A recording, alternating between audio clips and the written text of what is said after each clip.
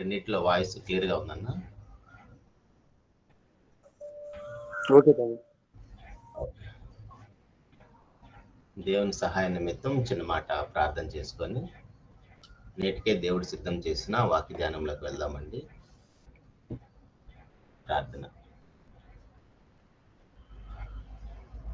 మహాపరిశుద్ధుడు అని మా ప్రియ పరలోకపు తండ్రి, మహోన్నతుడ, జీవం కలిగిన మా నాయన, స్తోత్రం తండ్రి. మా అందరి జీవితాల్లో మరొక నూతన దినాన్ని పొడిగించి ఉదయకాల దినమున మీ పాద సన్నిధిలో తండ్రి అని పిలువుటకు ఇచ్చిన ఈ యొక్క మహాభాగ్యాన్ని బట్టి స్తుతులు స్తోత్రాలు నాయన. ఈ దినము చూడక ఎంతో మంది ఈ లోకాన్ని విడిచి వెళ్ళిపోయిన మమ్మల్ని అందరినీ కూడా తండ్రి ఆర్యన నేల మీద సజీవ లెక్కలో ఉంచి మీ మనసు ఏంటో తెలుసుకోవటానికి మీరు మాకు ఇచ్చిన ఆయుష్కాల దినములను మేము మీకు మహిమకరముగా మేము వినియోగించుకోవడానికి ఇచ్చిన యొక్క భాగ్యాన్ని బట్టి స్తోత్రం తండ్రి. మా అందరి జీవితాల్లో, వ్యక్తిగత జీవితాల్లో, కుటుంబ జీవితాల్లో, సంఘ జీవితాల్లో, సమాజ జీవితాల్లో మీరు చేసినా, చేస్తున్నా, చేయబోతున్న మేళ్ళన్నిటికి బట్టి మీకు స్తుతులు స్తోత్రాలు నాయన. మీకు వాక్యం మీద గౌరవంతో మీ సన్నిధికి వచ్చిన మీ పిల్లలందరిని బట్టి స్తోత్రం తండ్రి. వినబడుతున్న ప్రతి మాట మా ఆత్మలు రక్షించటకు శక్తి కలిగిన వాక్యం.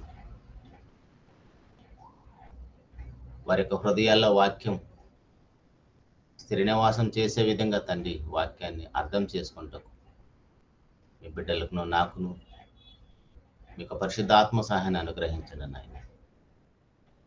అల్పుడు నాయన నేను మీ పిల్లలతో మీ మాటలు పంచుకోబోతుండగా మంచి వాక్శక్తిని అనుగ్రహించండి. పరిశుద్ధాత్మ సహాయంతో గొప్పవైన మీ మాటలు అంతే గొప్పగా మీ సర్వ సమాజానికి వివరించటకు కృపను అనుగ్రహించిన తండ్రి. మహోన్నతుడా, విని ప్రకటించి మమ్మల్ని మేము మోసపుచ్చుకోకుండా మేమందరం కూడా నాయన పరిపూర్ణ జాబితాలోకి అడుగు పెట్టేంత వరకు మీ చిత్తమైతే అవకాశాన్ని, ఆయుష్ని ప్రసాదించమని ఈ కార్యక్రమం అంతా మీకు మహిమకరంగా, మా ఆత్మ రక్షణకరంగా మీరే దీవించి ఫలింపచేయమని మీకు ప్రియ కుమారుడు మా ప్రభువైన యేసుక్రీస్తు వారి ప్రశస్తమైన నామములోనే ప్రార్థించి అడిగి వేడుకుంటున్నాము తండ్రి. ఉదయకాల దినమున దేని సహవాసమును కోరి వచ్చిన ప్రియులైన దేవుని పిల్లలందరికీ మరోసారి శుభవందనాలండి. ఈరోజు మన పాఠం పేరు ఏంటంటే నరుని ఆయుష్కాలం. నరుని ఆయుష్కాలం. ప్రభునందు ప్రియమైన దేవుని వారలారా, దేవుడు మనందరినీ కూడా ఎన్నో కలలు కన్ని ఈ లోకానికి పంపించాడు. తన చిత్తాన్ని నెరవేరుస్తామని, తన స్వరూపాన్ని భూలోకంలో చాటిస్తామని, తన యొక్క గుణగణాలను లోకంలో ప్రకటిస్తామని మనలందరినీ కూడా భూలోకానికి పంపించాడు. మనందరికీ తెలుసు, ఆది కాండంలో దేవుడు తన కుమారుణ్ణి భూలోకానికి పంపించడానికంటే ముందుగానే నరునికి అవసరమైన ప్రతి అవసరము తీర్చబడే విధంగా ఈ మహావిశ్వాన్ని కలిగించి దానిలోనికి తన పోలికలో తన స్వరూపంలో చేయబడిన మొట్టమొదటి నరుని భూలోకానికి పంపించాడు. ఆదాము గారు, తర్వాత అవ్వమ్మ గారు. వారి ద్వారా నేటి వరకు కూడా మరలా మన ప్రభువైన యేసుక్రీస్తు వారు భూలోకానికి వచ్చేంత వరకు కూడా నరులు భూమి మీద విస్తరిస్తూనే ఉంటారు. అయితే ఇక్కడ మనము ఇంతగా దేవుడు కలలు కన్ని మనల్ని భూలోకానికి పంపించిన తర్వాత మన జీవితాన్ని ఒకసారి మనం ఆలోచిస్తే వచ్చిన మన జీవితం ఎంత దారుణంగా మారిపోయిందంటే, ఆదికాండము 6వ అధ్యాయానికి వచ్చేటప్పటికే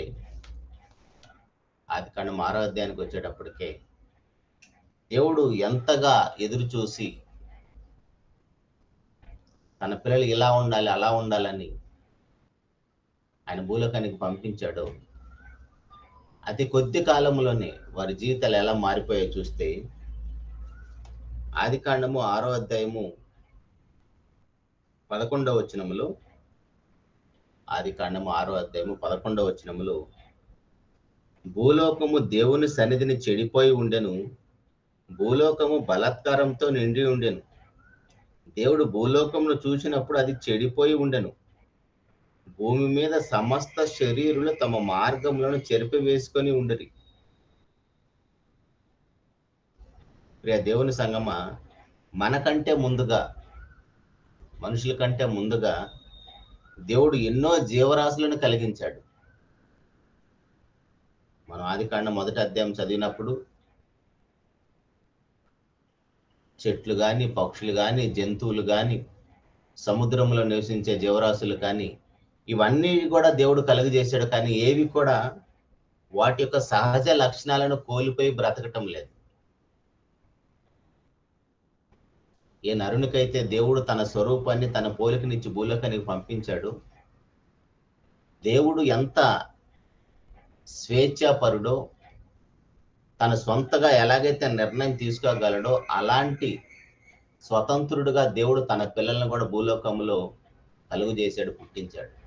అంత స్వేచ్ఛను దేవుడు మనకిచ్చాడు. అంత స్వేచ్ఛనిచ్చినందుకు ఆ దేవునికి మరీ కృతజ్ఞమై ఉండవలసిన మనము, మన పూర్వీకులు ఎవరు కూడా అంత కృతజ్ఞత చూపకపోగా ఏ జీవరాశి కూడా తన సహజ లక్షణం కోల్పోలేదు. కానీ మనిషి మాత్రం ఎంతగా చెడిపోయాడంటే, సమస్త శరీరులు తమ మార్గంలో చెరిపి వేసుకొని, ఒక్కరని కాదు, ఇద్దరని కాదు. దేవుడు భూలోకాన్ని చూసినప్పుడు ఒక్కరంటే ఒక్కరి జీవితం కూడా బాగోలేదంటండి. అంటే ప్రతి తరములో, ప్రారంభము నుండి నేటి వరకు ప్రతి తరములో కూడా దేవుడు భూలోకాన్ని చూస్తున్నప్పుడు అతి కొద్ది మంది మాత్రమే, అతి తక్కువ శేషం మాత్రమే దేవునికి అనుకూలంగా, దేవుడు చెప్పినట్టుగా, దేవునికి ఇష్టలుగా, దేవుని యొక్క గుణగణాలు కలిగి బ్రతికేవారు అతి కొద్ది మంది మాత్రమే కనబడతారు. మరి ఆ కాలంలో ఎంతమంది జనాభా ఉంటారో నాకు తెలియదు, కానీ ఒకే ఒక్కడు కనపడ్డాడంటండి, నోవహ్ గారు. ఆ నోవహ్ గారు ఒక్కడ కనపడటం వలన దేవుడు అతని ద్వారా తన ప్రజలను మరలా భూలోకానికి పంపించాలనుకొని అక్కడున్న సమస్త జీవరాశులన్నింటినీ కూడా జలప్రళయంతో చంపేశాడు. మనందరికీ తెలుసు. ఇక్కడ మనం ఆలోచించాల్సిన విషయం ఏంటంటే, నేను లాస్ట్ వీక్లో ఒక పాఠం చెప్పినప్పుడు దేవుని ప్రేమ గురించి, దేవుని దగ్గరకు వచ్చినప్పుడు మనము దేవుడు అంటే చాలా భయంకరుడు, ఉగ్రుడు, ఆయన పాపాన్ని సహించడు, ఆ మాటలు వింటున్నప్పుడు ఆయన ఉగ్రతను మాత్రమే చూడొద్దు, ఆయన ఎంత ప్రేమమయుడో మనం చూడాలి అని చెప్పాను. ఎందుకంటే లోకంలో పోలీస్ స్టేషన్లు ఉన్నాయి, జైళ్ళు ఉన్నాయి. వాటిని చూసి ఎవరు భయపడతారు? మనం దొంగమైతే భయపడతాం, పోలీసులను చూసి, పోలీస్ స్టేషన్ చూసి. దొంగ కానివాడికి భయం ఉంటుందా? పెద్దలు చెప్తారు, గుమ్మడికాయలు దొంగ అంటే భుజాలు దౌడుకున్నాడంట. ఎందుకంటే వాడు ఆల్రెడీ దొంగతనం చేసి భుజం మీద పెట్టుకొని వెళ్ళిపోయాడు కాబట్టి. దాన్ని ఇప్పుడు అలాగనే లోకంలో పోలీస్ స్టేషన్ ఉంది కాబట్టి మనం భయపడాల్సిన అవసరం లేదు. అది దొంగలకు భయం. నరకం ఉంది కాబట్టి మనం భయపడాల్సిన అవసరం లేదు. ఎందుకంటే నరకానికి పంపించడానికి దేవుడు నిన్ను కలుగు చేయలేదు. ఆ నరకము కూడా నరుల కోసం సిద్ధం చేసింది కాదు.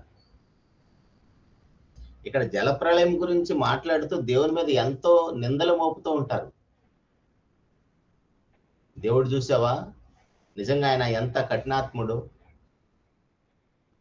ప్రతి జీవరాశిని కూడా పాపం, అన్యం పుణ్యం ఎరుగని జీవరాశులన్నింటినీ కూడా చంపేశాడని దేవుని మీద ఎన్నో నేరాలు మోపుతూ ఉంటారు.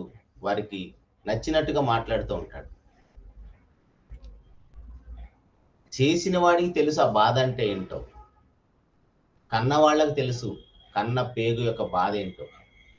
పక్కింటి వాడికి ఏదన్నా బాధ కలిగితే, ఇంట్లో ఉన్న బిడ్డకి ఏదన్నా కష్టం వస్తే మనం ఏమైనా ఇబ్బంది పడతామా? మనం ఏమైనా బాధపడతామా? నోటి మాటతో అయ్యో పాపం అంటామే, కానీ మన బిడ్డకు వచ్చినంత కష్టం, పక్కింటి బిడ్డకు వచ్చినంత కష్టం మన బిడ్డ కూడా వస్తే ఆ పెయిన్ ఏంటో మనకు తెలుస్తుంది. అంతేగాని పక్కింటి వాడికి వచ్చిన ఆ పెయిన్ మనకు అంతగా అనిపించదు. అలాగని ఇక్కడ కలుగు చేసిన వానికి తెలుసు ఆ బాధ అంటే ఏంటో. ఇక్కడ దేవుడు కూడా జలప్రళయంలో వాళ్ళని చంపేయటానికి అంత ఈజీగా 1-2 రోజులు చంపేయలేదు. 5వ అధ్యాయము 27వ వచనంలో చూస్తే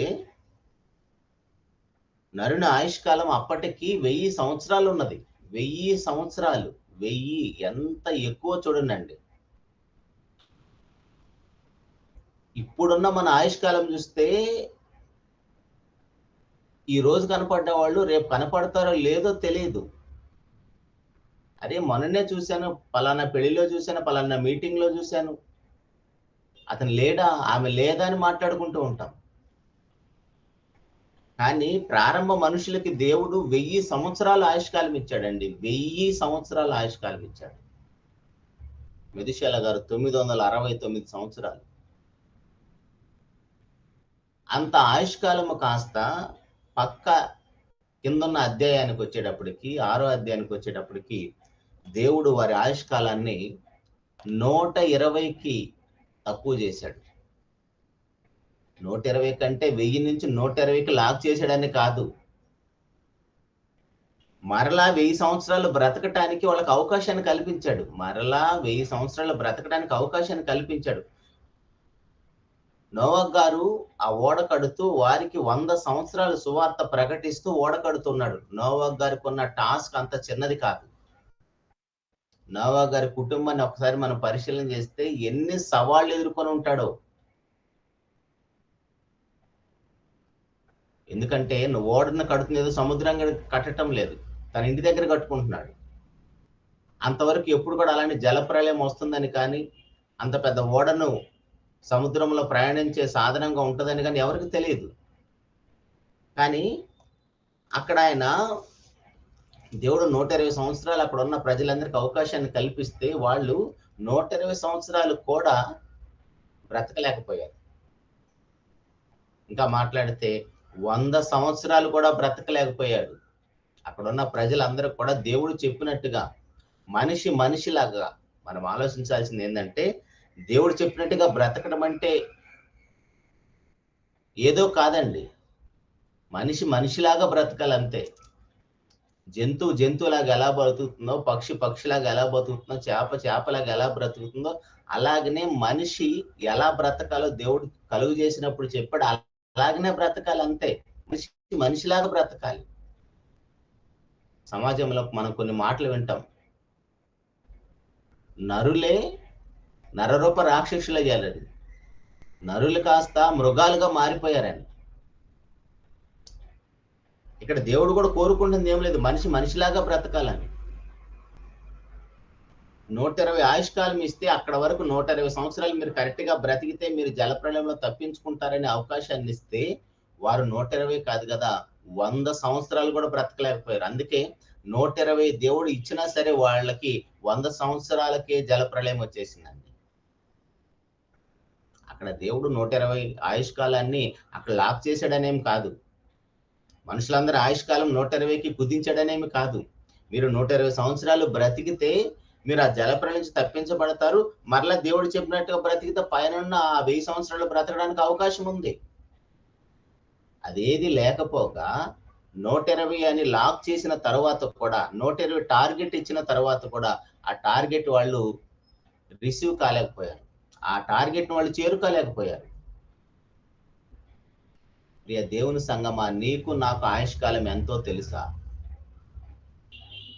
మన ఆయుష్కాలం మనకేమైనా తెలుసా?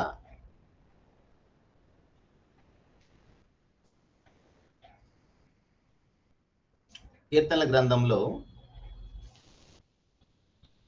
90వ అధ్యాయము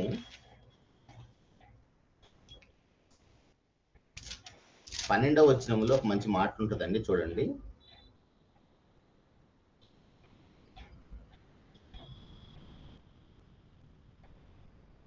కీర్తనల గ్రంథము 90వ అధ్యాయము 12వ వచనములో మాకు జ్ఞాన హృదయము కలుగునట్లు చేయము, మా దినములు లెక్కించుట మాకు నేర్పుము. మోషే గారు దేవునికి ప్రార్థన చేస్తూ ఎంత మంచి ప్రార్థన చేస్తున్నాడో చూడండి.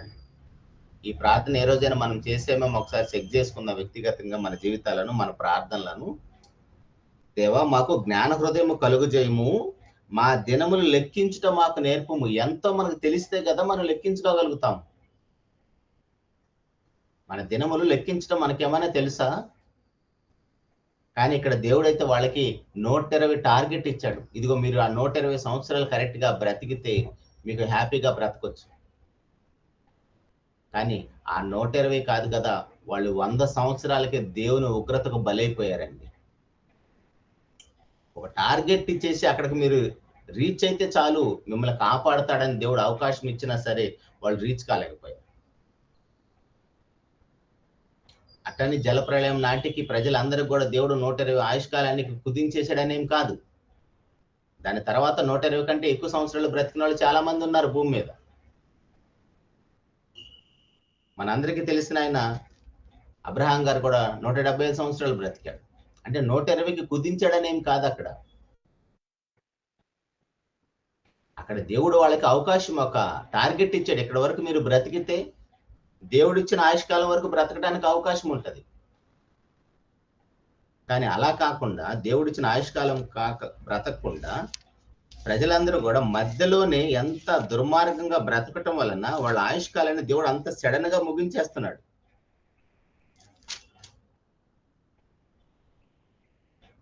కాబట్టి ప్రియ దేవుని సంగమా, మనం అధికంగా దుర్మార్గపు పనులు చేసి మన ఆయుష్కాలం కంటే ముందే మనం చనిపోకూడదు. అదే చేశారు నోవా కాలంలో ఉన్న ప్రజలందరూ కూడా. మన ఆయుష్కాలం కంటే ముందే మనం చనిపోతున్నామంటే మన దినాలను మనం లెక్కించలేదని అర్థం. మన దినాలను మనం లెక్కిస్తే కనీసం నోవా కాలంలో ఉన్న ప్రజలు చేసినట్టుగా కాకుండా మనం బ్రతకటానికి, దేవుడు మనకిచ్చిన ఆయుష్కాల దినాలను మనం వినియోగించుకోవటానికి అవకాశం ఉంటుంది. అందుకే మోషే గారు చేసిన ప్రార్థన మనం ప్రతిరోజు చేయాలి. మా దినాలను లెక్కించడం మాకు నేర్పు. ఎంతో తెలిసిందనుకోండి, దాని ప్రకారం బ్రతకటానికి ప్లాన్ చేసుకుంటాం. ఒక ఊరికి వెళ్ళేటప్పుడు ఎలాగైతే మనం అక్కడ ఎన్ని రోజులు ఉంటాయి, ఎన్ని రోజులు ప్రయాణం చేస్తాం, ఎంత ఖర్చు అవుతుంది, అక్కడ వాతావరణ పరిస్థితులు ఏంటి, ఇవన్నీ కూడా ఆలోచించుకుంటాం కదా. ఎందుకంటే దాని గురించి ముందుగానే ప్లాన్ చేసుకుంటాం కాబట్టి. 2-3 రోజులుగా మనం చూస్తున్నాం సోషల్ మీడియా అంతా కూడా, వార్తాపత్రికలు అంతా కూడా సునీత గారు ఆమె భూమి మీదకి వచ్చారు, సేఫ్ గా వచ్చారు, దేవుని స్తోత్రం. అయితే ఆమె అక్కడికి స్పేస్లోకి వెళ్ళటానికి ఎంత ప్రిపేర్ అయ్యి వెళ్ళారు? 6 నెలల కంటే ఎక్కువ అక్కడ ఎవరు ఉండలేరంట. అది 9 నెలలు ఉన్నారు వాళ్ళు అక్కడ. వాళ్ళకు ఒక సమయాన్ని కేటాయించుకొని ఆ సమయం కోసము, ఆ సమయంలో దాన్ని పని ముగించుకొని రావాలని వెళ్ళారు. అలాగని ఇక్కడ మనకు కూడా మన ఆయుష్కాల దినములు ఏంటో మనకు తెలిస్తే ఖచ్చితంగా మనం వాటిని వినియోగించగలుగుతాం, దేవుడు చెప్పినట్టుగా బ్రతకగలుగుతాం. కానీ ఇక్కడ జలప్రళయంలో ప్రజలు అలా బ్రతకలేకపోయారు. అందుకే 120 టార్గెట్ ఇస్తే వాళ్ళు 100కే నాశనం అయిపోయారు, 100 సంవత్సరాలకే నాశనం అయిపోయారు. ఇక్కడ దేవుని యొక్క ఉగ్రత కనపడుతుందా, దేవుని యొక్క ప్రేమ కనపడుతుందా? జలప్రళయం వచ్చేసింది, జీవరాశులన్నీ చనిపోయారు, వాటితో పాటు మనుషులు కూడా చనిపోయారని దేవుని మీద నేరం మోపుతున్నామే, కానీ మనం చేసిన తప్పు అర్థమవుతుందా? నాయనా, నువ్వు ఈ 120 సంవత్సరాలు, కనీసం 120 సంవత్సరాలు నేను చెప్పినట్టుగా బ్రతుకు. 1000ది కాస్త చూడండి అండి, 1000 సంవత్సరాలు బ్రతికే మనుషులు కాస్త 120 సంవత్సరాలు మీరు కరెక్ట్ గా బ్రతకండి నాయన అంటే అక్కడ దేవుని ప్రేమ కనపడుతుందా, దేవుని ఉగ్రత కనపడుతుందా? నాకైతే దేవుని ప్రేమే కనపడుతుందండి. మీకేంటి 100 సంవత్సరాలు కాకుండా మీకేదో 900, 800, 700, 500 మీరు ఇన్ని సంవత్సరాలు కరెక్ట్ గా బ్రతికితేనని చెప్పలేదు. అతి కొద్ది కాలాన్ని చేసి 1000తో పోలిస్తే 120 అనేది చాలా కొద్ది కాలం. అతి కొద్ది కాలాన్ని చేసి నాయన మీరు ఇలా బ్రతకండి, ఈ కొద్ది కాలం కరెక్ట్ గా బ్రతికితే మీరు తర్వాత హ్యాపీగా బ్రతకొచ్చు అని చెప్పితే బ్రతకలేకపోయారు. 100 సంవత్సరాలకి జలప్రళయం వచ్చేసి అందరినీ నాశనం చేసేసి. కాబట్టి ప్రియ దేవుని సంగమా, అలాంటి పరిస్థితుల్లో మనం ఎలా ఉండాలి? ఇప్పుడు మన ఆయుష్కాలం ఏంటి, మన టార్గెట్ ఏంటి, మన ఆయుష్కాల దినములు మనం లెక్కించుకున్నాము? మనకేమన్నా తెలుసా? 1000 కాస్త 120కి పడిపోయింది. ఆ 120లో వాళ్ళు 100 సంవత్సరాలకి అందరు నాశనం అయిపోయారు. 1000 సంవత్సరాలు ఉన్న ఆయుష్ కాలము 120కి పడిపోయింది. పురోగతిలో ఉన్నామా, తిరోగతిలో ఉన్నామండి? మన ఆయుష్ కాలం విషయంలో మనం తిరోగతిలోకి వెళ్ళిపోయాం. ఉద్యోగం చేసే కొద్ది ప్రమోషన్లు రావాలని కోరుకుంటాం. కలెక్టర్ కాస్త ఉండే కొద్ది ప్యూన్ లాగా మారిపోయాడు అనుకోండి, ఎంత చండాలంగా ఉంటుందండి. అలాగనే 1000 సంవత్సరాలు కాస్త 120కి పడిపోయింది. 120 కూడా బ్రతకున్న 100 సంవత్సరాలకి నాశనం అయిపోయారు అందరు. అయితే ఆ 100, 120 అన్నా పర్వాలేదు. ఇందాక మనం చదువుకున్న కీర్తనల గ్రంథంలోనే మోషే గారి దగ్గరకు వస్తే మన ఆయుష్కాలం గురించి మాట్లాడుతూ ఆయన అయితే చక్కగా, నాయన మా ఆయుష్కాల దినములు లెక్కించడం మాకు నేర్పమని చెప్పాడు. అలా దేవుని ప్రార్థన చేసి ఆయన ఆయుష్కాల దినాన్ని ఆయన లెక్కించుకున్నాడు కాబట్టి మోషే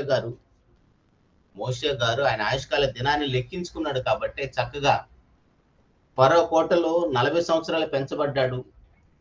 ఆయనకున్న కోపాన్ని బట్టి ఒకరిని కొట్టి చంపటం వలన ఆ కోపానికి అయ్యే పనిష్మెంట్ 40 సంవత్సరాలు ఆ కోటను వదిలేసి అడవిలో బ్రతికే పరిస్థితి వచ్చింది. అందుకే నరుని కోపం దేవుని నీతిని నెరవేర్చదు. తర్వాత 80 సంవత్సరాలకు వచ్చేసాడు.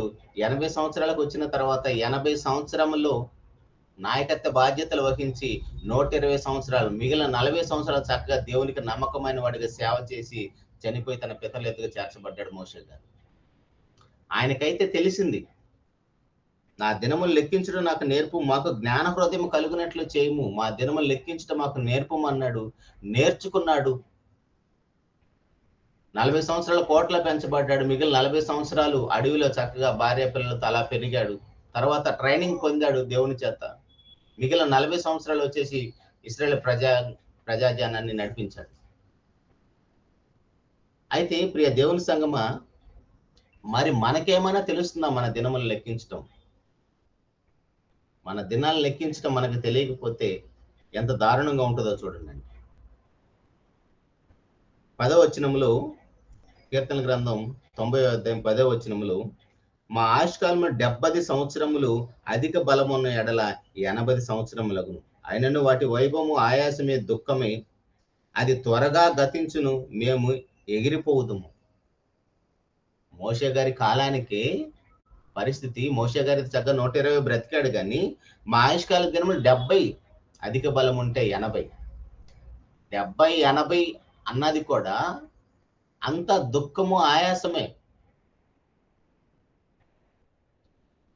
ఇలా దుఃఖంతో, ఆయాసంతో, కష్టాలతోటి, ఇబ్బందులతో బ్రతకటానికండి దేవుడు మళ్ళీ భూలోకానికి పంపించింది.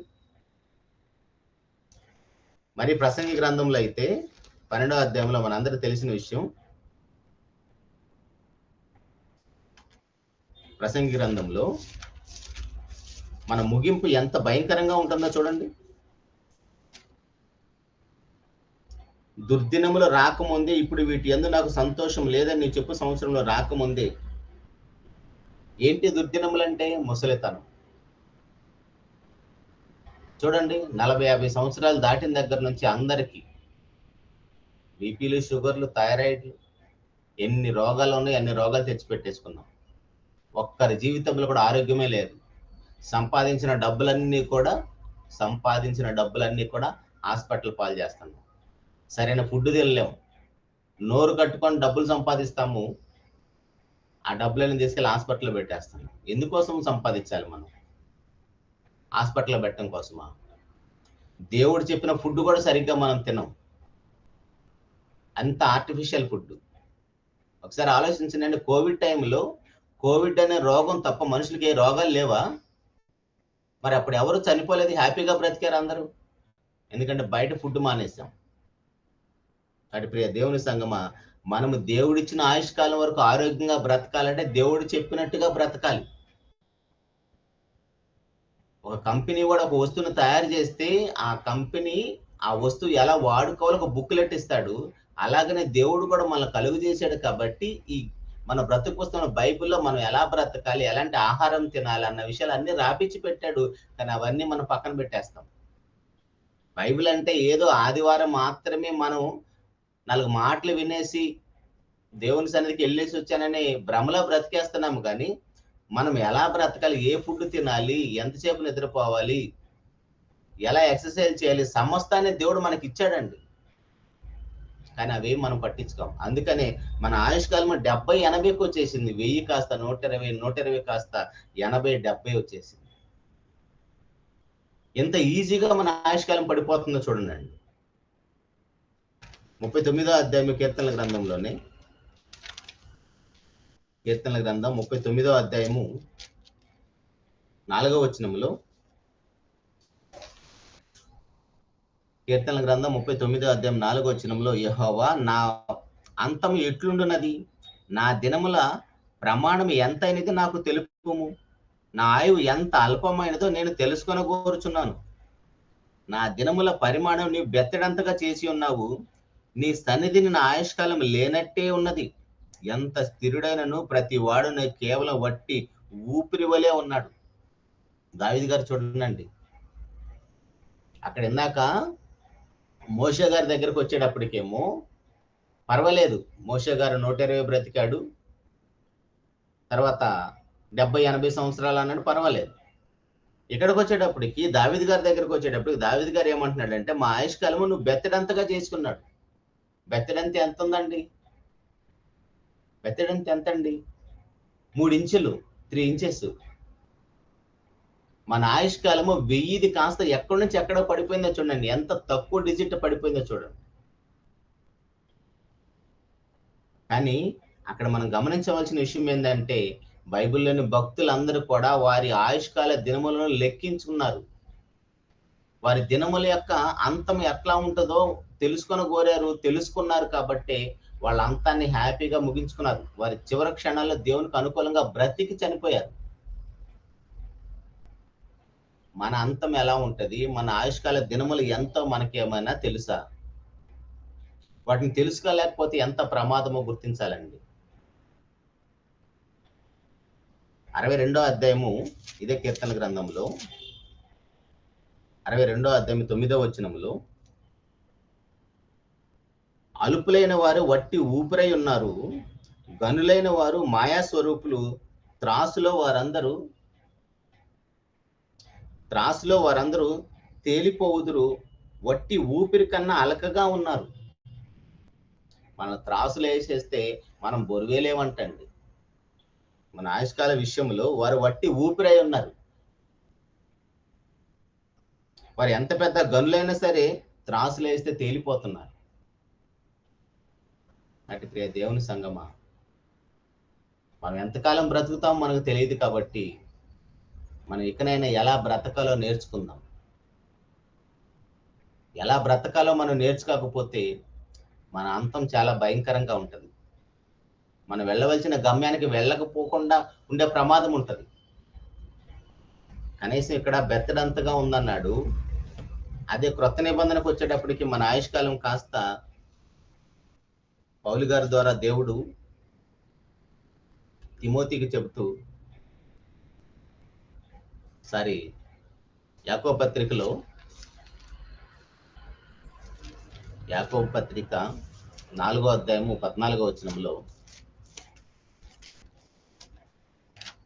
యాకోబు గారి ద్వారా దేవుడు ఏం రాపిస్తున్నాడో చూడండి. 4వ అధ్యాయము 14వ వచనంలో, రేపేమి సంభవించినో మీకు తెలియదు, మీ జీవం ఏ పాటిది, మీరు కొంతసేపు కనబడి అంతలా మాయమైపోయి ఆవిరి వంటి వారే. మన జీవం అంటండి ఇంతలో కనపడి అంతలా మాయమైపోయి ఆవిరి. 1000 కాస్త మన కళ్ళ ముందు అలా ఆవిరి మాయమైపోతుందండి.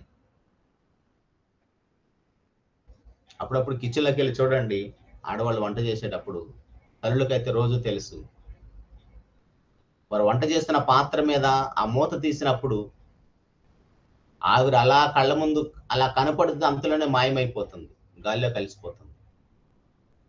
అంటే మన ఆయుష్కాలము 1000 నుంచి అలా ఆవిరిలాగా మాయమైపోయే స్థితిలో మనం ఉన్నాం. అలా మాయమైపోయే స్థితిలో మనం ఉన్నాం కాబట్టి ఇప్పుడు మనం ఈ లోకంలో ఎలా బ్రతకాలండి?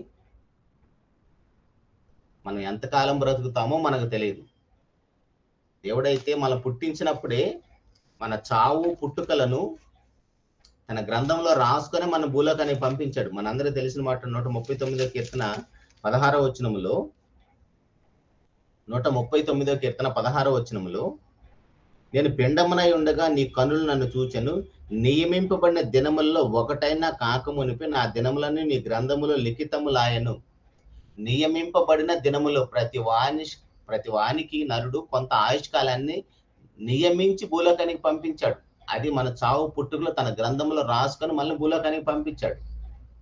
మరి చావు పుట్టుకలను దేవుడు తన గ్రంథంలో రాసుకొని భూలోకానికి పంపిస్తే మన కోసం దేవుడు ఎన్ని సంవత్సరాలు రాశాడో అన్ని సంవత్సరాలు మనం బ్రతుకుతున్నామా? అసలు మనకి ఎన్ని సంవత్సరాలు రాశాడో మోషే గారి వలె మన దినాలు మనం లెక్కించుకోగలుగుతున్నామా? ఏదీ లేదండి. గట్టిగా మాట్లాడితే మనం ఎందుకు పుట్టామో కూడా మనకు తెలియదు. సడన్ గా మన పిల్లవాడు వచ్చేసి నన్ను ఎందుకు కన్నావు మమ్మీ అని అడిగితే, నన్ను ఎందుకు కన్నావు డాడీ అని అడిగితే మన దగ్గర సమాధానం చెప్పడానికి ఆన్సర్ లేదండి.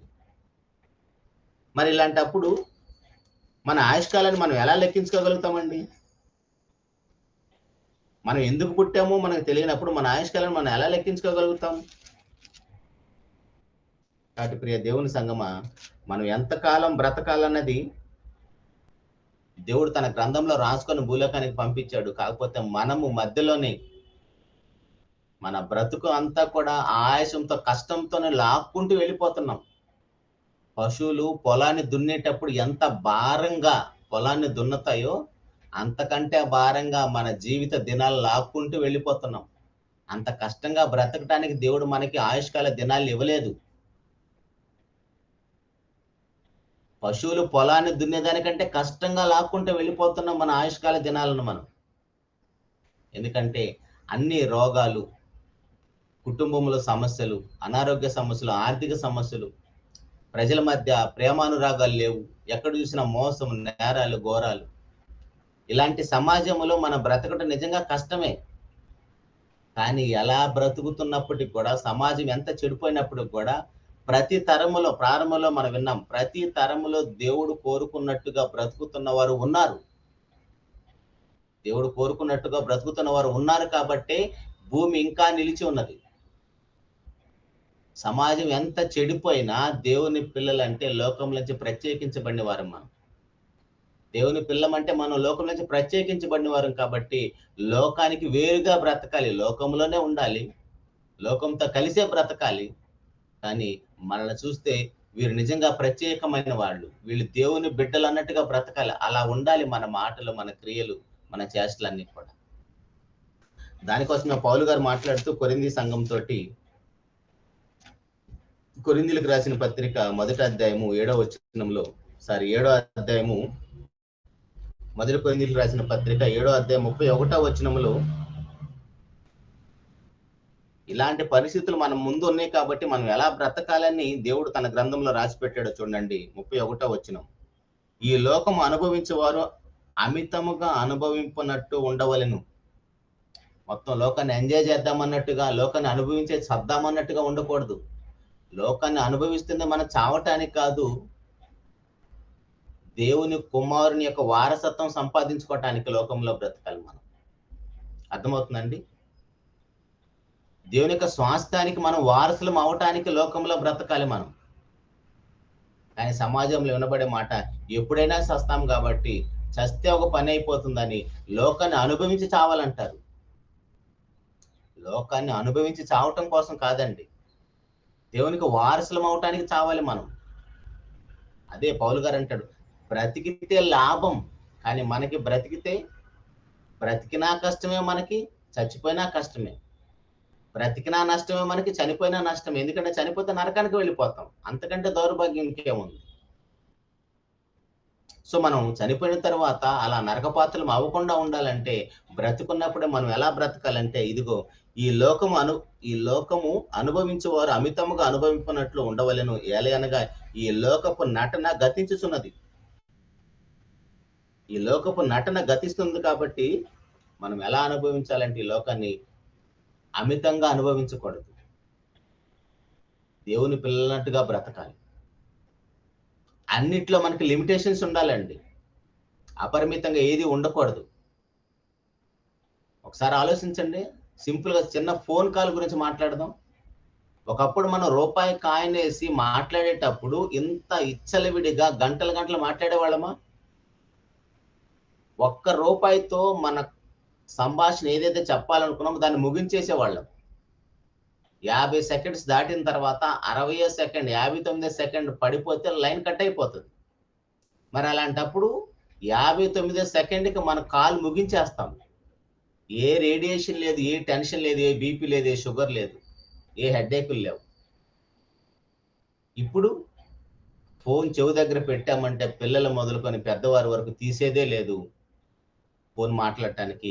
ఇంకా చూడటానికంటే కళ్ళు మొత్తం కూడా అవి కళ్ళంటి నీళ్లు గారుతున్నా సరే చూస్తూనే ఉంటాం. ఎందుకంటే అన్లిమిటెడ్ కాల్స్, అన్లిమిటెడ్ డేటా. ఫోన్లో డేటా సరిపోదు అన్నట్టుగా ఇంట్లో వైఫై. ఎంత లిమిట్గా ఉంటే అంత ఆరోగ్యంగా ఉంటామండి. మన మాటలు కానీ, మన క్రియలు కానీ, మన ఏదైనా సమస్తం మన విషయాలు ఎంత లిమిట్, ఎంత పొదుపుగా వాడితే అంత మంచిది. అన్ని అన్లిమిటెడ్ చేసేసుకున్నాం, కానీ దేవుడిచ్చిన అన్లిమిటెడ్ ఆయుష్కాలం మాత్రం తక్కువ చేసుకున్నాం. గమనిస్తున్నారండి? దేవుడిచ్చిన ఆయుష్కాలం 1000 సంవత్సరాలు మాత్రం తక్కువ చేసుకున్నాం, అవసరం లేని వాటిని మాత్రం ఎక్కువ పెట్టేసుకున్నాం. చివరికి ఒక మాట చూసుకొని ముగించుకుందామండి. పేతురు గారు రాసిన మొదటి పత్రిక 1వ అధ్యాయము 14వ వచనంలో, పేతురు గారు రాసిన మొదటి పత్రిక 1వ అధ్యాయము 14వ వచనంలో, నేను పరిశుద్ధునై ఉన్నాను గనుక దేవుడు మాట్లాడుతున్నాడు, మీరును పరిశుద్ధులై ఉండుడని వ్రాయబడి ఉన్నది కదా. ఎక్కడ? మీరు పరిశుద్ధులై ఉన్నాడన్న సంగతి మనకు గుర్తుందా అండి? మన దేవుడు పరిశుద్ధుడన్న సంగతి. కాబట్టి ఆయన చెప్తున్నాడు, నేను పరిశుద్ధులై ఉన్నాను కనుక మీరును పరిశుద్ధులై ఉండని వ్రాయబడి ఉన్నది కదా. మీరు విధేయులకు పిల్లలై మీ పూర్వపు అజ్ఞాన దశలో మీకుండిన ఆశలను అనుసరించి ప్రవర్తింపక, మిమ్మల్ని పిలిచిన వాడు పరిశుద్ధుడై ఉన్న ప్రకారం మీరును సమస్త ప్రవర్తన యందు పరిశుద్ధులై ఉండుడి. సమస్త ప్రవర్తన యందు పరిశుద్ధులై ఉండాలి. మనం సమస్త ప్రవర్తన యందు పరిశుద్ధులై ఉండకపోతే మన ఆయుష్కాలం కంటే ముందే చనిపోతాం. చావు అనేది ప్రతి మనుషునికి దేవుడు నిర్ణయించిన మార్గం అండి. ఖచ్చితంగా చనిపోతాం. మనం శాశ్వతంగా ఎక్కడ ఉండిపోవడానికి దేవుడు మనల్ని పంపించలేదు. అయితే ఇక్కడ మనం ఆలోచించవలసిన విషయం ఏంటంటే, ఎంత తక్కువ కాలం బ్రతికి దేవునికి అంత పరిశుద్ధుడిగా బ్రతికి చనిపోతే చాలు. ఎంత తక్కువ కాలం బ్రతికి దేవునికి అంత అనుకూలంగా బ్రతికి చనిపోతే చాలండి. పెద్దలు అంటారు కదా, కలకాలం కాకిలాగా బ్రతకటం కంటే హంసలాగా బ్రతకటం మేలని. ఎందుకంటే వాడు బ్రతికినంత కాలం కుటుంబానికి, సమాజానికి కీడే చేస్తున్నప్పుడు వాడు బ్రతికుండే ఉపయోగం ఏంటి? అలాగనే మనం ఎంత తక్కువ కాలం బ్రతికినా కూడా దేవునికి అంత అనుకూలంగా బ్రతికామనుకోండి, చనిపోతే చక్కగా పరలోకం, దేవుని వారసత్వం మనకు వచ్చేస్తుంది. అలాంటప్పుడు మనం 1000 సంవత్సరాలే బ్రతకాల్సినంత అవసరమే ఉంది. ఎలాగో మనం ఈ లోకాన్ని అనుభవించలేం. మనం అనుభవించటానికి మహా విశ్వాన్ని కలిగించాడు. ఇప్పటికి కూడా విశ్వం ఎంత ఉందో నరునికి తెలియటం లేదు. వీళ్ళు ఎంత పెద్ద ప్రయోగాలు చేసినా సరే దేవుని యొక్క జ్ఞానం, దేవుని యొక్క మనసుని వాళ్ళు అందుకోలేరు. కాబట్టి దేవుడిచ్చిన ఆయుష్కాలాన్ని మనము అనుభవించి చక్కగా దేవుడు చెప్పినట్టుగా బ్రతికి ఎంత కొద్ది కాలం బ్రతికామన్నది కాదు, మనం చనిపోయేటప్పుడు పరిశుద్ధులుగా బ్రతుకుతున్నామా లేదు. ఎందుకంటే భూలోకానికి వచ్చినప్పుడు పరిశుద్ధులుగానే భూలోకానికి వచ్చాం. ఇంకా కొంతమంది జన్మ పాపం పుట్టుకతోనే మనిషి పాపి అని సమాజంలో దేవుని మీద నేరాలు మోపుతున్న వారు కూడా లేకపోలేదు. ఆ విషయాన్ని పక్కన పెట్టేస్తే, మనం వచ్చినప్పుడు భూలోకానికి పరిశుద్ధులుగా వచ్చాము, చనిపోయేటప్పుడు కూడా పరిశుద్ధులుగానే చనిపోవాలి. మనకు జీవితం అందుకే ఇచ్చాడు దేవుడు. అప్పుడే మనం వారసులం అవుతాం. రోమిలికి రాసిన పత్రిక 2వ అధ్యాయం 4వ వచనంలో, రోమిలికి రాసిన పత్రిక 2వ అధ్యాయం 4వ వచనంలో, దేవుని అనుగ్రహము మారు మనసు పొందుటకు నిన్ను ప్రేరేపించుతున్నదని ఎరుగక ఆయన అనుగ్రహ ఐశ్వర్యము సహనమును దీర్ఘశాంతము తృణీకరించదవా? నీ కాఠిన్యమును మార్పు పొందని నీ హృదయమును అనుసరించి ఉగ్రత దినమందు అనగా దేవుని న్యాయమైన తీర్పు బయలుపరచబడి దినమందు నీకు నీవే ఉగ్రతను సమకూర్చుకొనుచున్నావు. ఇక్కడ దేవుని యొక్క అన్యాయం ఏమి 1% కూడా లేదండి. పాతాళం నీ కోసం సిద్ధం చేసింది కాదు. లోకంలో ఉన్న పోలీస్ స్టేషన్ నీ కోసం కాదు, అది దొంగల కోసం సిద్ధం చేసింది. నువ్వు దొంగవైతే పోలీసులు చూసి పోలీస్ స్టేషన్ చూసి భయపడతావు. అలాగనే పాతాళ విషయంలో కూడా నువ్వు భయపడుతున్నావంటే నువ్వు దేవుడు చెప్పినట్టుగా బ్రతకటం లేదు, మనిషిలాగా బ్రతకటం లేదు. అందుకే దేవుని మీద నేరం మోపుతున్నావు. దేవుడు చూశాడండి ఎంత కఠినాత్ముడు. తను కన్న పిల్లల్ని నాశనానికి పంపిస్తున్నాడు, నరకానికి పంపిస్తున్నాడు. అది యుగ యుగాలు అనుభవించాలంటని పాపం చేస్తూ కూడా మాట్లాడుతున్నాం. అక్కడ చూడండి, మరలా చదువుతున్నాను అన్నమాట. 4-5 వచనాలు, రోమిలికి రాసిన పత్రిక 2వ అధ్యాయం 4-5 వచనాలు. దేవుని అనుగ్రహము మారు మనసు పొందుటకు నిన్ను ప్రేరేపిస్తుంది. అసలు నువ్వు మారు మనసు పొందటానికి దేవుడే ప్రేరేపిస్తున్నాడు.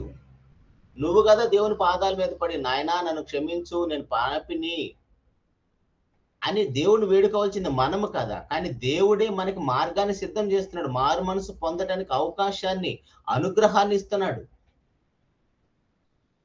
దేవుని అనుగ్రహము మారు మనసు పొందుటకు నిన్ను ప్రేరేపించుతున్నదని ఎరుగక ఆయన అనుగ్రహ ఐశ్వర్యమును సహనమును దీర్ఘశాంతమును తృణీకరిస్తున్నాం. ఇక్కడ తప్పెవరిదండి? దేవుడిది ఉందా? ఎక్కడ చూసినా సరే 0.11 ఎక్కడ కూడా అసలు దేవుని మీద నేరం అవడానికి అవకాశమే లేదు. నీ కాఠిన్యమును మార్పు పొంద నీ హృదయమును అనుసరించి ఉగ్రత దినమందు అనగా దేవుని న్యాయమైన తీర్పు బయలుపరచబడి దినమందు నీకు నీవే ఉగ్రతను సమకూర్చుకొనుచున్నావు. ఎలాగో పోలీస్ స్టేషన్ కట్టారు కదా, తప్పు చేసి పాపం చేసి ఏదో నేరమో ఘోరమో చేసి ఎవడో చంపేసి నేను పోలీస్ స్టేషన్కి వెళ్దామనుకుంటే నిన్ను ఎవడో ఆపలేడు. అర్థమవుతుందండి? ఎలాగో పోలీస్ స్టేషన్ కట్టేశారు కాబట్టి దాన్ని ఖాళీగా ఎందుకు ఉంచాలి, కనీసం నేనన్నా పోయి దాన్ని ఫుల్ఫిల్ చేద్దాం అనుకుంటావా? నిన్ను ఎవడో ఆపలేడు. ఎందుకంటే అది నీకోసం సిద్ధం చేసింది కాదు. పాతాళం కూడా నీకోసం సిద్ధం చేసింది కానే కాదు. పాతాళం ఖాళీగా ఎందుకు ఉంటది, ఎందుకు ఉంచాలి అనుకుంటావా? దాంట్లోకి ఇప్పటికీ ఎంతో మంది వెళ్ళిపోయారు. దాంట్లో అసలు ఖాళీ లేదు. పాతాళం ఖాళీ లేదండి. పాతాళం కొన్నంత బిజీ లోకంలో దేనికి లేదు, అంత బిజీగా ఉంది పాతాళం. ఒకసారి చూద్దాం, ఆ మాట ముగిస్తాను. యెషయా గ్రంథము 4వ అధ్యాయము 14వ వచనములో, యెషయా గ్రంథము 4వ అధ్యాయం 14వ వచనములో ఆల్రెడీ ముందు వెళ్ళిపోయి అక్కడ చాలా బిజీగా ఉంది. మళ్ళీ ఆ బిజీలోకి నువ్వెందుకు వెళ్ళాలనుకుంటున్నావు? దేవుని యొక్క అనుగ్రహము, ఆయన యొక్క దీర్ఘశాంతను మనం తృణీకరించకుండా బ్రతుకుదాం. మనం మారు మనసు పొందటానికి సమస్త పరిస్థితులు అనుకూలించబడ్డాయి. ఇప్పుడు బాగా ట్రాఫిక్ ఉందనుకోండి, మనం అక్కడికి వెళ్ళడానికి ఇష్టపడతామండి? ఆ రూట్ వదిలే వేరే రూట్లో పోదాం అనుకుంటాం.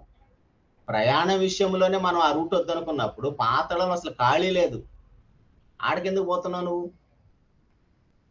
యెషయా గ్రంథం 4వ అధ్యాయం 14వ వచనం, అందుచేత పాతాళము గొప్ప ఆశ పెట్టుకొని ఉన్నది, అపరిమితంగా తన నోరు తెరుచుకొనిచున్నది. వారిలో గనులు సామాన్యులు ఘోష చేయవును, హర్షించి వారందరూ పడిపోతున్నారు. అపరిమితంగా నోరు తెరుచుకొని ఉందంటండి పాతాళం. దాంట్లోకి అందరూ వెళ్ళిపోతున్నారు. అంత గొప్ప ఆశ పెట్టుకుని ఉంది. ఎందుకంటే వీళ్ళందరూ నేనే మింగేయాలని. అపవాది ఎవరిని మిరింగుతున్నాన్ని వెతుకుతూ గర్జించి సింహంలాగా తిరుగుతున్నాడంట, మింగేస్తున్నాడు ఒకరి తర్వాత ఒకరు, ఒకరి తర్వాత ఒకరు. కాబట్టి ప్రియ దేవుని సంగమా, ఆలోచించుకుందాం. మనకిచ్చిన ఆయుష్కాల దినాలను లెక్కించుకుందాం. మన ఆయుష్కాలము 1000 నుంచి ఆవిరికి పడిపోయింది. దీని యొక్క మహాకృపను బట్టి మనం ఇంకా సజీవులుగా ఉన్నాం, శరీరంలో ఉన్నాం. మారు మనసు పొందటానికి అవకాశం కల్పించబడి కృపలో నిలిచి ఉన్నాం, కృపలో నిలిచి ఉన్నాం. కృపను మనం తృణీకరించే జాబితాలో లేము, ఉండకూడదు. ఆయన యొక్క దీర్ఘశాంతాన్ని, ఆయన అనుగ్రహ ఐశ్వర్యాన్ని మనం తృణీకరించే జాబితాలో మనం ఉండొద్దు. మన కఠిన హృదయాన్ని మార్చుకుందాం. మన కఠిన హృదయం ఎంత భయంకరమైనదంటే, దేవుని వాక్యానికి ఉన్న శక్తి ఎలాంటిదండి? లేని వాటిని ఉన్నట్టుగా కలిగించే శక్తి కలిగినది దేవుని యొక్క వాక్యం. మనం చూస్తున్న, మనం అనుభవిస్తున్న ఈ విశ్వం మొత్తం కూడా లేనిది దేవుడు మాట మాత్రం సెలవిస్తే మొత్తం ఉన్నట్టుగా వచ్చేసాయి అన్ని. అలాంటి శక్తి కలిగిన వాక్యాన్ని ఈరోజు మనం వింటున్నాం, ప్రకటిస్తున్నాం. కానీ ఆ వాక్యం బండబారిన కఠినమైన మన హృదయాన్ని మార్చలేకపోతుందంటే మన హృదయంలో వాక్యానికి చోటు లేదు. మన హృదయంలో వాక్యానికి చోటు లేదు కాబట్టి ఆ వాక్యం మనల్ని మార్చలేకపోతుంది. మన హృదయంలో ఎవరున్నారు? భర్త, భార్య, పిల్లలు, ఉద్యోగం, వ్యాపారం, సంపాదన, ఆస్తిపాస్తులు, పదవులు. వీటితో పాటు మార్కు సువార్త 7వ అధ్యాయం 21వ వచనంలో ఏముంటదండి? మనకు మార్పు పొందటానికి, మారు మనసు పొందడానికి అవకాశం ఎక్కడుంది? 7వ అధ్యాయం 21వ వచనం, లోపల నుండి అనగా మనుషుల హృదయంలో నుండి దురాలోచనలు, జారత్వము, దొంగతనము, నరహత్యలు, వ్యభిచారములు, లోభములు, చెడుతనము, కృత్రిము, కామవికారం, మత్సరము, దేవదూషణ, అహంభావం, అవివేకము, ఇంత చెత్తంతా మన హృదయంలో ఉంటే వాక్యం మన హృదయంలోకి ఎప్పుడు వెళ్ళాలి? ఎప్పుడు ఆ వాక్యం, ఆ మందు పనిచేయాలి. వాక్యం అనేది మందండి. మనకు ఆ రోగం పోవాలంటే ఆ మెడిసిన్. డాక్టర్ మనకి ఏ రోగం వచ్చిందో డయాగ్నోస్ చేసి, టెస్టులు చేసి మనకి సరిపడా మందిస్తాడు. ప్రతిదానికి పారాసిటమాల్ ఏమి ఇవ్వడు కదా. అలాగనే మనకున్న పాపం అనే రోగానికి మందు వాక్యం. ఆ వాక్యం మన హృదయంలోకి వెళితే, ఆ వాక్యం మన హృదయంలో ఉంటే పాపాన్ని మనం జయించగలుగుతాం. సో మనం ఎన్ని ప్రసంగాలు చేయగాక, ఎన్ని వాక్యాలు వినుగాక, ఎన్ని మీటింగ్లకు వెళ్ళుగాక, వాక్యం మనల్ని మార్చలేకపోతుందంటే శక్తి లేకపోయింది వాక్యం కాదు, మన హృదయంలో వాక్యానికి చోటు లేదు. సో కాబట్టి ప్రియ దేవుని సంగమా, ప్రభువైన యేసుక్రీస్తు వారు భూలోకంలో బ్రతికినప్పుడు ఆయన నివసించడానికి స్థలం లేదు. ఆయన వెళ్ళిపోయిన తర్వాత కూడా వాక్యమై ఉన్న యేసు ప్రభు వారు మన జీవితంలో, మన హృదయంలో నివసించడానికి ఇప్పుడు కూడా స్థలం లేకుండా పోయింది. మరి మనల్ని ఎలా మారుస్తాడు ఆయన? ఆయన మనల్ని మార్చాలంటే మనం ఆయన్ని మన ఇంట్లోకి ఆహ్వానించాలి. మన హృదయంలో ఆయనకి మహాసింహాసనం వేసి కూర్చోబెడితే ఆయనలాగా బ్రతుకుతాం మనం. అప్పుడు ఎప్పుడు మరణం వస్తే ఏంటి? అప్పుడు మనం 1000 సంవత్సరాలు బ్రతకాల్సిన అవసరం లేదు. ఆవిరిలాగా క్షణంలో చనిపోయినా పర్వాలేదు. అదే బైబిల్లో భక్తులు బ్రతుకుడు క్రీస్తే చావైతే లాభం అని అలా బ్రతికారు, మనకు మాదిరి చూపించారు. అలా బ్రతుకుదాం. మన ఆయుష్కాల దినాలు మనం కౌంట్ చేసుకుంటూ అంటే నేడే అనుకూల సమయం, ఇదే రక్షణ దినం. ఈ రోజు పోతే రేపు మనం చూస్తామో లేదో తెలియదు కాబట్టి మన హృదయ కాఠిన్యాన్ని పక్కన పెట్టేసి ఆయన అనుగ్రహ ఐశ్వర్యములో, ఆయన కృపలో నిలిచి ఉందాం. అలాంటి కృప తండ్రి అయిన దేవుడు మనందరికీ అనుగ్రహించాలని మనస్ఫూర్తిగా కోరుకుంటూ ఈ మాటలు ముగిస్తున్నానండి. చిన్న మాట ప్రార్థన చేసుకుందాం. మహోన్నతుడా, మహాపరిశుద్ధుడా, జీవం కలిగిన నాయన, స్తోత్రం తండ్రి. ఇంతవరకు మమ్మల్ని అందరినీ ప్రేమించి మీ కృపలో భద్రపరిచి మమ్మల్ని అందరూ కూడా సజీవ లెక్కలో ఉంచి మా అందరి జీవితాల్లో మరొక దినాన్ని పొడిగించినందుకు స్తోత్రం తండ్రి. మరి నా ఆయుష్కాలం తండ్రి 1000 నుంచి ఆవిరికి పడిపోయింది నాయన. అయినా మేము ఇంకా బ్రతికే ఉన్నాం, అందుబడి స్తోత్రం తండ్రి. మేము బ్రతికున్నామంటే మీ యొక్క మహా అనుగ్రహం తండ్రి. మేము మారు మనసు పొందటానికి ఆల్రెడీ మేము మారు మనసు పొంది సత్క్రియలు చేస్తూ పరలోకానికి సిద్ధంగా ఉంటే నాశనానికి వెళ్ళే వారిని కాపాడటం కోసం మాకు మరొక దినం పొడిగించారయ్యా, అందుబడి స్తోత్రం తండ్రి. ఎంతకాలం ఉంటామో, ఎప్పుడు చనిపోతామో తెలియని మా దినాలను తండ్రి, ఇదే అనుకూల సమయం అని ఇంకా మారు మనసు లేని మీ బిడ్డలందరి విషయమే ప్రార్థిస్తున్నాం తండ్రి. కృపలో జ్ఞాపకం చేసుకున్నాడు నాయన.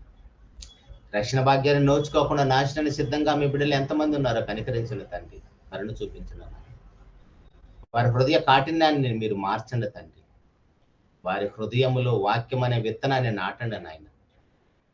విని ప్రకటించి మమ్మల్ని మేము మోసపుచ్చుకునే జాబితాలో ఉండకుండా ఆ మాటలు మా హృదయాల్లో ఫలించాలంటే హృదయంలో వాక్యానికి స్థానాన్ని ఇచ్చిన కృపను అనుగ్రహించండి తండ్రి. మాలో ఉన్న చెత్తంతా కూడా వాక్యముతో ఉదక స్నానం చేసే కడుగుటకు కృపను అనుగ్రహించండి తండ్రి. మమ్మల్ని కడగండి నాయన, పరిశుద్ధపరచండి తండ్రి. నాయన భూలోకానికి వచ్చినప్పుడు మేము ఎంత పరిశుద్ధులుగా నిర్దోషులుగా భూలోకానికి వచ్చాము. మా ఎదుట మరణం ఉన్నప్పుడు నాయన అంతే పరిశుద్ధులుగా నిర్దోషులుగా ఉండే కృపను అనుగ్రహించండి తండ్రి. మనుషుల వైపు చూడకుండా, భర్త వైపు, భార్య వైపు, బంధువుల వైపు చూడకుండా తండ్రి, కేవలం మమ్మల్ని రక్షించడానికి మానవ రూపంలో భూలోకానికి వచ్చిన మా ప్రభువైన యేసుక్రీస్తు వారి యొక్క జీవితాన్నే చూచుటకు కృపను అనుగ్రహించండి తండ్రి. ఆయన నడిచిన మార్గములు, ఆయన అడుగు జాడల్లోనే నడుచుటకు కృపను అనుగ్రహించండి తండ్రి. మనుషుల వైపు చూస్తేనైనా ఎవరిలో ఏదో ఒక లోపం కనబడుతూనే ఉంది. నరమాతులు తండ్రి, క్షమించండి తండ్రి. నాయన వాక్యాన్ని ఉన్న మీ బిడ్డలందరినీ బట్టి స్తోత్రం తండ్రి. విన్న వాక్యం వాళ్ళ హృదయాల్లో ఫలించిన కృపను అనుగ్రహించండి తండ్రి. ఉదయకాల దినమున మాతో మీరు మాట్లాడిన ప్రతి మాటను బట్టి స్తోత్రాలు చెల్లించుకుంటాం. అలిపుడా నాయన నేను అనాలోచనగా అసందర్భంగా మాట్లాడితే దయతో నన్ను క్షమించండి తండ్రి. ఉన్నతంగా మీకు వాక్యాన్ని నాకు నేర్పండి తండ్రి. నేను బ్రతుకుతూ నా కుటుంబాన్ని బ్రతికిస్తూ అవకాశం ఉన్న ప్రతిసారి తండ్రి గొప్పగా మీ మాటలు వివరించిన కృపను అనుగ్రహించండి తండ్రి. ఈ విధంగా తండ్రి ఉదయం, మధ్యాహ్నం, సాయంత్రం మొదలుకొని తండ్రి మీ బిడ్డలకు వాక్యాన్ని అందిస్తున్న మీ యొక్క పిల్లలు తండ్రి, అన్నగారి కుటుంబాన్ని బట్టి స్తోత్రము నాయన. ఇంక యొక్క కార్యక్రమంలో ప్రత్యక్షంగా పరోక్షంగా ప్రయాసపడుతున్న మీ బిడ్డలందరినీ బట్టి స్తోత్రం తండ్రి. మహోన్నతుడా, ఈ వాక్యం తండ్రి మా పాపానికి మందు నాయన. ఆ మందు మాలో ఫలించాలంటే ఆ మందు మేము వేసుకోవాలి తండ్రి. మా హృదయములో ఆ వాక్యానికి స్థానం కల్పించుటకు మా అందరి మనునేత్రాలు వెలిగించండి తండ్రి. ఆయన ప్రభు రాకడ ఆలస్యమైతే మేము ఇంకా శరీరాలే ఉంటే మరోసారి ఈ విధంగా కలుసుకొని ఎన్నో విలువైన మాటలతో మేమందరం కూడా హెచ్చరించబట్టు కృపను అనుగ్రహించమని నాయన మీతో సహవాసం చేసి మేమందరం కూడా తండ్రి మిమ్మల్ని ఆరాధించడానికి సిద్ధపడుతుండగా కృపను అనుగ్రహించమని హృదయపూర్వకంగా పూర్ణ వివేకంతో, పూర్ణ బలంతో, పూర్ణ శక్తితో మిమ్మల్ని ఆరాధించే భాగ్యం మా అందరూ ప్రసాదించమని, మీ ఎడలు ఎల్లప్పుడూ మేము కృతజ్ఞులమై జీవించిన కృపను అనుగ్రహించమని ప్రియ కుమారుడు మా ప్రభువైన యేసుక్రీస్తు వారి పరిశుద్ధమైన, ఘనమైన, ప్రశస్తమైన నామములో ప్రార్థించి అడిగి వేడుకుంటున్నాము తండ్రి. ఆమేన్. ఆమేన్. పరలోకపు కన్న తండ్రి అయిన దేవుని ప్రేమ, లోకరక్షకుడైన క్రీస్తు వారి కృప, మనుషులందరికీ ఆదరణకర్త అయిన పరిశుద్ధాత్మని ఆయన చేరుకుడి వచ్చిన మీ అందరి కుటుంబాలకు సదాకాలం తోడైంది. పరలోకపు తండ్రి కొరకు జీవించేయండి. ఆమేన్.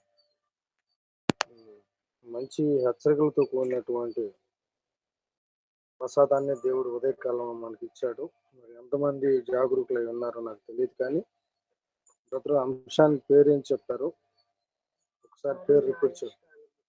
నరుని ఆయుష్కాలం అనేటటువంటిదైనా టైటిల్, ఇంకేదైనా పెట్టుకోమంటారా? హలో, అదే చెప్పారన్నయ్య. నరుల ఆయుష్కాలము అనేది టైటిల్ గా పెట్టుకోండి. మరి ఆత్మతో సత్యంతో ఆరాధించుటకు దేవుడి హెచ్చరిక ద్వారా అందించినటువంటి ఈ పాఠాలను బట్టి తండ్రి అయిన దేవుని స్తుతిస్తూ, చివరి కాలంలో ఉన్నాం, పోయే దశ మనకు వచ్చేసింది. ఈ పోయే దశలో మనకి ఎన్ని పాఠాలు చెప్పినా కూడా మరి బుర్రకెక్కనటువంటి పరిస్థితులు ఉన్నాయి. ఉన్న పరిస్థితుల్లోనే దేవుడు చక్కని సందేశాలను అందిస్తున్నాడు. కాబట్టి ప్రతి ఒక్కరూ ఎన్ని అవసరాలు ఉన్నా, మరి ఎన్ని కష్ట నష్టాలు ఉన్నా, ఎన్ని ఇరుకుల ఇబ్బందులు ఉన్నా దయచేసి ప్రభువుని విడిచిపెట్టక, వాక్యాన్ని విడిచిపెట్టక బ్రతకమని హెచ్చరికగా దేవుడు చెప్పినటువంటి సంగతులు విని బ్రతకమని నన్నే హెచ్చరిక చేసుకుంటూ మిమ్మల్ని హెచ్చరిస్తూ చక్కని సందేశాన్ని ఉదయకాలంలో జస్ట్ 20 minutes ఉందనగా సహోదరుడికి చెప్పాను, లేచి వాక్యం చెప్పాలి. ఎందుకంటే జాన్ గారు నేను చెప్పలేమని చెప్పిన విధానాన్ని బట్టి మరి సహోదరుని యొక్క వాస్తవానికి మెర్సీ గారు చెప్తా అన్నారు. కాకపోతే మెర్సీ గారికి రాత్రి అంతా మరి నిద్ర లేక మరి తను కొంచెం బలహీనంగా ఉందని, మరి నేను నిర్వాహకుడిగా ఉంటూ అన్ని లైన్లు చూసుకుంటూ మరి వాక్యం చెప్పడానికి కొంచెం ఇబ్బందికర పరిస్థితులు ఉంటాయి. కాబట్టి సోదరుని అడిగిన తోడనే ఆనందంగా ఒప్పుకొని మనకు సందేశం అందించిన దేవప్రసాద్ గారికి ఇంటింటికి క్రీస్తు రాసిన వార్త యూట్యూబ్ మరియు కాన్ఫరెన్స్ మరియు గూగుల్ మీట్ 3 కార్యక్రమాల తరపు నుంచి నా నిండు వందనాలు తెలియజేస్తున్నాను. అలాగే చేరవచ్చిన వాళ్ళారా, ఆత్మతో సత్యంతో ఆరాధించుటకు మేము మందిరాలకు సమాధానంగా కొనసాగిపోండి. దేవుడి మిమ్మల్ని మీ కుటుంబాలను కేవలం తన కోసం జీవింపు చేయను గాక. మరి వెళ్ళబోయే ముందు ఒక మంచి శుభవార్త ఏంటంటే, మరి మా పెద్ద కుమార్తె జెస్సీ సుఖప్రసవం అయింది. ప్రార్థించిన ప్రతి వారికి నా నిండు వందనాలు తెలియజేస్తున్నాను. వారి కుటుంబం పక్షంగా జెస్సీ సుఖప్రసంగా ఆడబిడ్డను ప్రసవించింది. నార్మల్ డెలివరీ అయ్యారు. ప్రార్థన చేసిన ప్రతి ఒక్కరికి నా వందనాలు తెలియజేసుకుంటూ కార్యక్రమాన్ని అంతటితో ముగిస్తున్నాను. దేవునికి స్తోత్రం. స్తోత్రము అందరికీ వందనాలు. దేవునికి స్తోత్రములు, అందరికీ వందనాలు. వాక్యం చెప్పిన గారికి అందరికీ వందనాలండి. దేవునికి స్తోత్రం. అందరికీ వందనాలండి. దేవునికి స్తోత్రములు. వాక్యం అందరికీ కూడా నా ప్రత్యేక వందనాలు తెలియజేసుకుంటాను. గాంధీ గారికి కూడా నా వందనాలండి.